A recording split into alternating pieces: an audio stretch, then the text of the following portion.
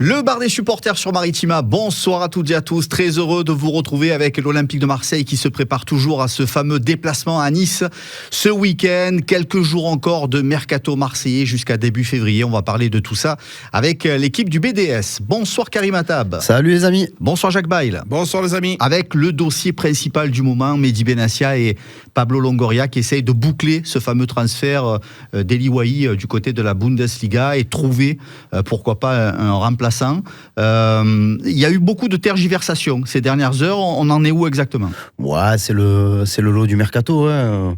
Il y a aucune communication officielle ni du côté de l'Eintracht Francfort ni de l'Olympique de Marseille. Mais bon, le grand spécialiste du mercato, notre ami l'italien Fabrizio Romano, a annoncé déjà en exclu. Après, moi, j'ai réussi à avoir quelques confirmations que ça allait se boucler dans les 24 heures pour Eli Wahi. Donc, le montant exact, difficile de le trouver. Mais bon, on parle ça sera entre 26 et 28. Donc, ça sera quasiment une opération blanche pour l'Olympique de Marseille. Et ça, c'est très important parce que quand ça ne fonctionne pas vraiment avec un joueur, il faut réussir à trouver une porte de sortie. Mais c'est vrai qu'hier, les gens étaient un peu inquiets parce qu'on annonçait une proposition de 20 millions de la part de Francfort, que l'OM se serait buté et que le deal aurait pu être annulé ou invalidé. Et on se rend compte que je le disais lundi déjà, avec Marmouche qui a signé à City pour 80 millions, ils ont du cash. Je vous rappellerai pas qu'il y a 2 ans, ils ont vendu Kolo Muani, quel braquage, 90 millions au PSG. Donc voilà, le cash il est rentré à Francfort. Hein, donc ça va aller. Eli Wahi va rejoindre Francfort sans doute demain. Après, la question c'est de savoir qui va prendre l'OM. Est-ce que quelqu'un va venir ? Parce qu'il y a plein de choses. On parlera peut-être un petit peu plus tard de Faris Moumbagna qui commence à reprendre la course et tout. Donc il y a plein d'interrogations. Donc et trouver un neuf qui vaut le coup. Alors je sais pas ceux qui ont regardé le match entre Feyenoord et le Bayern. Eh oui. Fameux Santiago Jiménez. Et voilà, le Mexicain, il a encore doublé. Donc, je dis pas qu'à chaque but qu'il marque, il prend 3 millions, mais pas loin. Donc, le Feyenoord n'est pas vraiment vendeur. Et pour le vendre, il faudra mettre minimum, 35 millions. Donc, voilà. Jaco, l'Olympique de Marseille a mis pas mal d'argent sur ce fameux poste d'attaquant depuis plusieurs saisons. On rappelle Vitinha, on parle d'Eli Wahi. Est-ce que tu as l'impression que l'OM revient un petit peu de ces gros transferts et qu'il va y avoir un petit peu de temporisation, ou est-ce que tout le monde a intégré que quand tu veux un gros client devant, c'est un peu le barème, quoi ? Oui, je pense que ce qui s'est passé à l'Olympique de Marseille sur Vitinha, à mon avis, techniquement, il était quand même très inférieur à Eli Wahi. Eli Wahi, c'est de ce que je sais, de ce que j'ai entendu, c'est surtout un manque d'implication. On le sait tous, il a une technique très avancée, mais j'ai entendu dans plusieurs clubs le manque d'implication, lui, s'il continue comme ça, lui jouera des tours. Parce que c'est un joueur qui a des qualités, mais qui ne se fait pas mal. Voilà, il se fait pas mal. Et quand tu te fais pas mal, et si vous m'y autorisez, je vais te dire, je vais le comparer à un joueur qui s'appelait Mbaye Niang, qui était à 16 ans un joueur exceptionnel et qui n'a jamais forcé. Et il n'a jamais forcé, il n'a jamais réussi à avoir la carrière qu'il aurait dû avoir, parce qu'il était promis à un avenir exceptionnel. Tu vois, par exemple, tu mets le petit parce qu'il Kamavinga, qui lui a continué à bosser, qui était très fort, très jeune, qui a continué à bosser et qui a compris qu'il fallait continuer à bosser. Donc Eli Wahi, malheureusement, il va partir. À nous de trouver, comme tu disais, Karim, notre remplaçant, mais est-ce que ça va pas être facile du tout ? Mais je pense que quand tu as pris acte de faire partir ce joueur-là, à mon avis, ils avaient déjà des pistes, l'Olympique de Marseille. Tu parlais justement de Santiago Jiménez, on entend parler de plein de choses, on en a parlé, il y a des grosses saucisses aussi qui sortent. Est-ce que des Marcus Rashford, est-ce que des Evan Ferguson, c'est des pistes qui tiennent la route ? On en est où justement de ces remplaçants éventuels ? Et tu parlais aussi de quelque chose, pour la première fois on entend parler de l'éventualité de ne pas remplacer Eli Wahi. Le truc c'est que aujourd'hui, quand tu fais le bilan de ce que tu as devant, tu te retrouves, si on sort Eli Wahi du game, tu as Neil Maupay, tu as Jonathan Rowe qui a déjà rendu des services mais qui n'est pas un avant-centre pour moi, tu as l'avènement de Robinho Vaz qui qui sera, je pense, intéressant et qui pourra entrer dans une certaine logique de rotation jusqu'à la fin de la saison, si tout va bien pour lui. Donc il faut en tenir compte. Et tu as un éventuel retour de Faris Moumbagna, qui était au départ la doublure d'Eli Wahi, puisque on rappelle que si Neil Maupay est à l'OM aujourd'hui, c'est parce que Faris Moumbagna s'est fait les croisés lors de la première journée à Brest. Moumbagna est pas en retard, il est un petit peu en avance même, je dirais, puisqu'il s'est blessé le 17 août, il y a eu une opération, il y a eu une convalescence au Qatar, ça s'est très bien passé. Là, en ce moment, semble-t-il, on peut le voir courir sur les terrains de la commanderie. Donc voilà, il faut voir. Je me dis, s'il commence à reprendre un peu la course, on peut se dire que d'ici 3 semaines, il pourrait, pourquoi pas, réintégrer certaines séances collectives. Et après, tu te dis, allez, 2-3 semaines après, donc ça veut dire que dans 1 mois et demi, en gros, tu peux te dire, pourquoi pas pouvoir l'utiliser. Donc, je pense que l'OM fera que s'il y a une réelle opportunité. Mais une vraie opportunité. On a des opportunités tout le temps. Mais là, une réelle opportunité. Rashford, oui, bien sûr. Et qui c'est qui va cracher sur Marcus Rashford? Mais il doit avoir un salaire exorbitant. Mais voilà. Après, on a beaucoup parlé de Brian Brobbey, l'avant-centre de l'Ajax. Donc là, je ne sais pas trop où on en est. Voilà, il peut y avoir des coups. Mais tu parles de Ferguson, je crois qu'il est blessé. Donc ce serait quand même bizarre d'aller chercher un joueur qui est blessé, qui est pas non plus, même si il a évolué sous les ordres de De Zerbi, c'est un gage de bonne connaissance. Mais bon, si le mec il lui faut 1 mois pour revenir, je te dis dans 1 mois et demi, peut-être que tu auras Moumbagna. Donc voilà, il y a des choses à prendre en compte. Après, il y a plein de... Je suis persuadé que s'ils prennent quelqu'un, c'est un nom dont on n'aura pas parlé. Jaco, est-ce que pour toi, c'est envisageable, à ce stade de la saison, de ne pas faire de transfert avec un attaquant supplémentaire à l'OM et de se contenter de la doublette Neil Maupay et Faris Moumbagna? Après, si tu réfléchis bien, comme tu disais Karim, si c'est pour faire, ça ne sera pas la peine. Pas de panic buy. Voilà, donc il faut surtout bien voir ce qu'il y a sur le marché. Est-ce que potentiellement ces joueurs-là, ils sont en capacité de nous renforcer notre poste d'attaquant, parce que maintenant tu as aussi, comme il te disait, la possibilité de mettre Jonathan Rowe, qui en profondeur est quand même assez intéressant, même si c'est pas son poste. Mais par contre, le jeu atypique de l'Olympique de Marseille peut éventuellement permettre à Jonathan Rowe d'occuper ce poste. Donc voilà, après, il faut aussi se positionner et pas devenir le mec qui a vraiment envie d'acheter pour se faire berner. Sur tout ce qui bouge. Voilà, donc il y a aussi des méthodes de travail. Les dirigeants de l'Olympique de Marseille, ils ont quand même des capacités maintenant à être en attente, en se disant, je suis sur le fauteuil, j'attends. S'il y a une belle opportunité, s'il y a des capacités qui sont là pour venir nous renforcer, pourquoi pas? Et ça ne sera pas facile. Avec une situation qui pourrait jouer un rôle aussi dans le mercato marseillais, c'est le contexte autour de Mason Greenwood, qui est déclaré persona non grata en sélection anglaise, qui semble visiblement, pour garder son statut d'international, s'engager avec la sélection de la Jamaïque. Avec beaucoup de respect, c'est pas le même statut là. Non, bien sûr, mais bon, il a effectivement, même si ça n'a rien à voir avec l'équipe d'Angleterre, il resterait avec un statut de joueur international. Pourquoi ça pourrait jouer un rôle dans le mercato marseillais? Ça peut jouer un rôle parce que s'il a la nationalité jamaïcaine, ça n'est plus un extra-communautaire, puisque les joueurs anglais, depuis le Brexit, sont considérés comme des joueurs extra-communautaires. Donc tu peux récupérer ou tu peux zioter vers l'Amérique du Sud, par exemple. Voilà, c'est essentiellement ça qui peut changer. Après, je réfléchissais, je me disais, c'est super. De toute façon, je suis toujours content, il n'y a pas de problème. Sur si Greenwood est sélectionné avec la Jamaïque, c'est bien pour lui parce que ça va permettre aussi de penser à autre chose et compagnie. Mais bon, ça veut dire que ce que l'on a vu depuis le début de saison, c'est-à-dire qu'à chaque trêve internationale, il était là, il pouvait travailler tranquillement, il pouvait récupérer. C'est plus la même. Et on le voit avec des joueurs comme Cornelius, Koné ou Murillo qui partent de l'autre côté de la planète. La Jamaïque, c'est pas au Cap Ferré. Hein. Donc, à un moment donné, il faut prendre.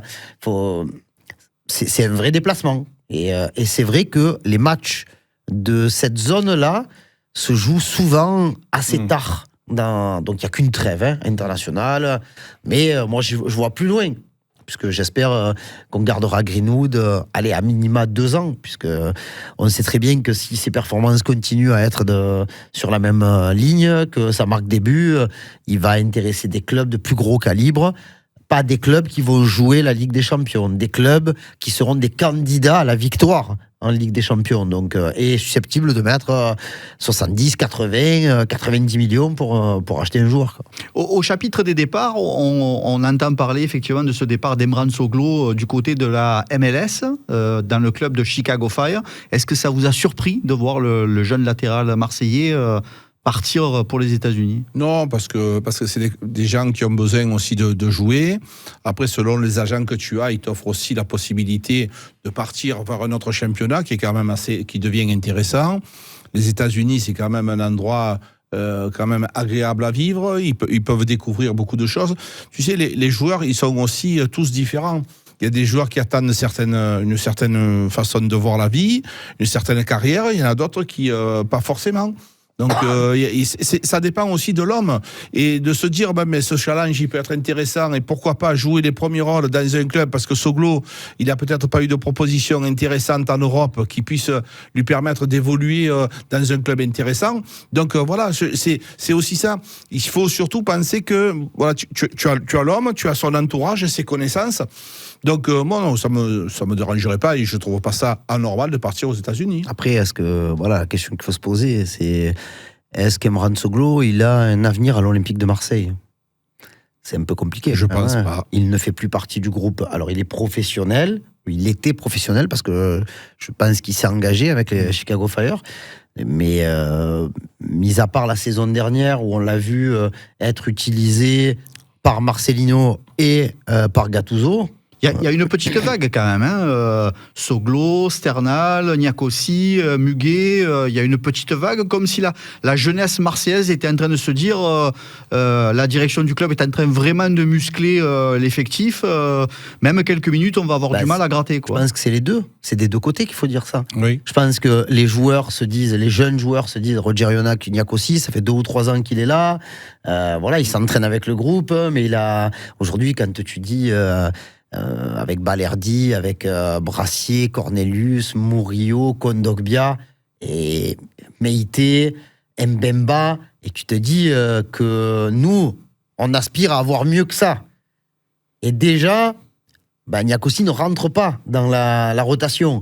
Sternal, c'est pareil, il est rentré notamment lors de la première journée à la place de Moumbagna à Brest, mais ces joueurs-là, je pense que pour eux, soit c'est un manque de patience, soit ils se sont rendus compte que ça serait très compliqué de pouvoir jouer pour eux, soit ils ont été un peu aussi invités, doucement, par la direction à faire d'autres choix, puisque à un moment donné...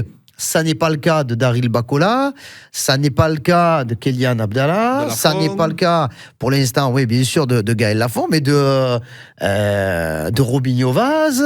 Oui. Tu vois, il y a quand même un groupe de 7, 8, 9 jeunes joueurs qui ont le droit à 2 séances par jour. Ça a été décidé par, je crois, Mehdi Benatia et Ali Zarak pour essayer de faire en sorte que les jeunes qui sont dans le groupe Pro 2, mais qui font des allers-retours avec le groupe de Roberto De Zerbi, soient en capacité de répéter les efforts et de montrer physiquement qu'ils ont la capacité de pouvoir intégrer cette équipe. Et je pense que c'est par rapport à ça que Robinho Vaz a montré des choses intéressantes et que De Zerbi a même hésité à le faire jouer d'entrée contre Strasbourg. Jaco, est-ce que tu as l'impression que la réflexion et le fonctionnement de la jeunesse marseillaise, c'est la même chose que dans n'importe quel autre club? Oui, bien sûr, parce que tu as toujours un groupe de 20-25 jeunes. Après, tu es pur. Évidemment que ça sera moins difficile de jouer à Montpellier ou dans des clubs comme ça, les jeunes, qu'à l'Olympique de Marseille, au Paris Saint-Germain ou à Monaco. Tu prends juste l'élite. Et l'élite, il n'y en a pas beaucoup. Donc c'est un peu une forme d'entonnoir. À un moment donné, ça c'est pur, et tu gardes que les meilleurs. Et ça, comme te disait Karim, évidemment qu'il y a eu forcément des réunions avec les agents en leur disant, écoutez, je ne pense pas que ça le fera. c'est pas faire offense aux joueurs, mais il n'aura pas forcément les qualités requises pour jouer au sein de l'Olympique de Marseille. Et ça se passe dans tous les clubs du monde, ça. C'est pas parce que tu es jeune dans un club que tu vas prétendre à jouer en équipe 1. Et quelle équipe 1? Donc voilà, il y a un petit groupe de jeunes, il y a surtout ceux qui ont été gardés, ils sont bons, mais ils ont surtout de l'envie. Et là, tu passes, tu deviens athlète. Avant, tu es un joueur, un bon joueur, et après, là, pour devenir athlète, c'est un autre métier. Et est-ce qu'ils ont les capacités? Ceux-là, pour l'instant, je pense qu'ils les ont. Alors, on a parlé de la jeunesse, on a parlé effectivement du cas Eli Wahi. Est-ce que ça bouge pour d'autres joueurs? On essaye de surveiller un petit peu les situations de Lilian Brassier, de Bamo Meïté, pourquoi pas d'Amin Harit aussi? Est-ce que ça bouge ou pas? Pour l'instant, non. Voilà, pour l'instant, non. Je pense que le cas le plus urgent, c'est Bamo Meïté, parce qu'il a... De manière compréhensible et incompréhensible, encore une fois, nous ne sommes pas là pour voir ce qui se passe à l'entraînement. On sait depuis cet été que il n'entre pas vraiment dans les plans de Roberto De Zerbi, puisque pendant la préparation, il l'a fait jouer quasiment latéral droit, alors que, et là on a bien vu que Cornelius étant là, il a quand même préféré faire rentrer Paul Lirola à un poste très hybride pour lui. Donc voilà, je pense que l'urgence, elle est plutôt pour Bamo Meïté. Après Lilian Brassier, qui vient de faire 90 minutes contre Strasbourg, je dis pas que les cartes sont rabattues, parce que c'est pas un seul match qui va faire en sorte que, mais est-ce que la concurrence avec Cornelius pour le rôle de deuxième défenseur central axe gauche peut être relancée? Kondogbia, si mes sources sont bonnes, ne devrait pas être de retour encore ce week-end. Wow. Voilà, contre ça fait long, contre Nice. Oui, bien sûr, ça fait très très long. Mais bon, alors je sais pas, après je peux pas te dire est-ce qu'il y a eu une rechute, est-ce qu'il n'y a pas eu une rechute, mais dans tous les cas, c'est vrai que cette blessure, elle met du temps à se résorber. On parle ça fait 2 semaines qu'on nous dit réathlétisation de terrain, poursuite course, tout et compagnie. Mais bon, encore une fois, peut-être que je me trompe, mais voilà, si mes sources sont bonnes, il ne s'entraîne pas avec le groupe. Donc, je vois pas comment un mec qui ne s'est pas entraîné une seule fois en 2025, on est le 23, pourrait réintégrer le groupe demain, par exemple, et jouer dimanche contre Nice. Fragile. C'est compliqué. Mais après, ouais, fragile.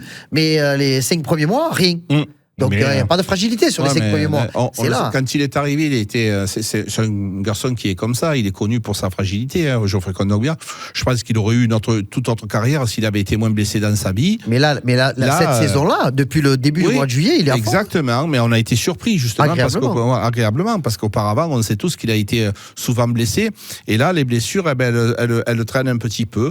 Et c'est vrai que même comme en Minarit, on a été surpris de cette blessure qui a traîné. Elles sont longues, ces blessures. Pour les uns et les autres. Des fois, tu te dis, mais jamais je pensais que ce soit aussi long. Même Murillo, peut-être que le diagnostic a été un petit peu mal fait ou mal dit, ou je sais pas. Mais c'est vrai que ça nous surprend parce qu'au départ, on pensait pas que ce soit aussi important. Murillo, on verra si je dirais que c'est pour moi, c'est un peu du 50-50. Pour Nice, même si encore une fois le club ne prendra aucun risque par rapport à la douleur qu'il a au psoas. Mais à Amin Harit, la situation est vraiment particulière parce que il n'a plus joué depuis le 27 octobre. Il y a les blessures, il y a un changement de système, il y a des joueurs en place qu'on n'attendait pas à cette place-là, comme un Adrien Rabiot. Et du coup, tu te dis, ça va être compliqué. Mais même si je me doute que lui et ses représentants sont à l'écoute de toutes les propositions. D'un autre côté, tu peux pas te dire que si Amin Harit, à un moment donné, s'il est à 100% et qu'il a encore une chance de pouvoir jouer, il est capable de faire des choses intéressantes. Ce n'est pas le cas de tous les joueurs qui sont en carafe pour un départ. Donc, et encore une fois, on n'a plus Carboni. Donc, si Harit venait à partir, il faudrait très rapidement trouver une solution. Et on est le 23. Et c'est pas la fin du mois de février, la fin du mercato, c'est dans une semaine. Donc voilà, je pense qu'il n'y a pas vraiment d'urgence. Pour moi, Harit peut faire partie de l'effectif sur la deuxième partie de saison. Et tu te mets autour d'une table à la fin de la saison en disant bon, ça a été, ça n'a pas été. Il y a des joueurs peut-être d'un autre profil qui vont arriver. Il y aura, on l'espère, la Ligue des Champions. Voilà, et à ce moment-là, Harit prendra peut-être la décision d'aller voir ailleurs. Mais là, pour l'instant, je ne le vois pas quitter le club. Donc, il y a vraiment pas beaucoup de départs, quoi. On parle peut-être d'un intérêt de certaines équipes grecques vers Amin Harit. Dans tous les cas de figure, toi, tu ne laisserais pas partir pour la fin de saison? 27 ans, le garçon. Ouais, le problème, c'est que Amin, j'ai du mal à le voir réévoluer si Adrien Rabiot est là en place. Et comment pouvoir remplacer Adrien Rabiot avec un seul match par semaine, ça va être très très dur. Il y a aussi le cas de Koné. Ces joueurs qui jouent très peu, qui peuvent s'agacer et dire à un moment donné, moi je n'ai pas envie de rester là, j'ai envie de jouer. Il y a des joueurs qui restent là, qui se prennent le salaire et qui n'ont pas forcément, ils jouent pas. Et puis il y a d'autres qui veulent jouer, quitte à descendre de club, quitte à descendre de hiérarchie. Donc voilà, tous les joueurs sont différents, tous les agents sont différents. Mais c'est vrai que le cas Amin Harit, ça va pas être facile de le revoir, parce que Karim nous dit, mais ça fait faire bientôt 3 mois qu'il joue plus. 3 mois, c'est énorme, hein. Avant de revenir au très haut niveau, ça va être dur. Et Koné, à mon avis, je sais pas, il y a plus que... c'est incompréhensible. Il est resté, je crois, sur les 4 premiers matchs de l'après-trêve de novembre, 4 matchs avec 0 minutes. Là, on avait quand même une semaine un peu chaude, quoi, hein, puisque tu as été à Rennes, tu as reçu Lille et tu as reçu Strasbourg. 3 matchs en 8 jours pour la première et dernière fois de la saison, du coup. Et 3 matchs avec des blessures, 0 minutes. Et Nadir, 0 minutes. Donc après, à un moment donné, je me pose des questions. Et même si la semaine dernière, Roberto De Zerbi a dit que voilà, qu'il fallait être patient, qu'il fallait qu'ils apprennent à se faire un petit peu plus mal, à s'adapter un petit peu plus. Il parle de lui, de Rowe, de Brassier, de Wai, de tous ces jeunes talents qui ont du mal à éclore véritablement. Mais je suis quand même assez surpris de la posture actuelle et du club, et du joueur. Donc, wait and see, on verra dans les prochaines semaines, parce que comment tu fais là, si le mec il va pas jouer, il va jouer 10 minutes au mois de février, 12 minutes au mois de mars, c'est extrêmement bizarre. Un 100% mercato, pratiquement aujourd'hui dans le bar des supporters. Nice-OM, c'est dimanche.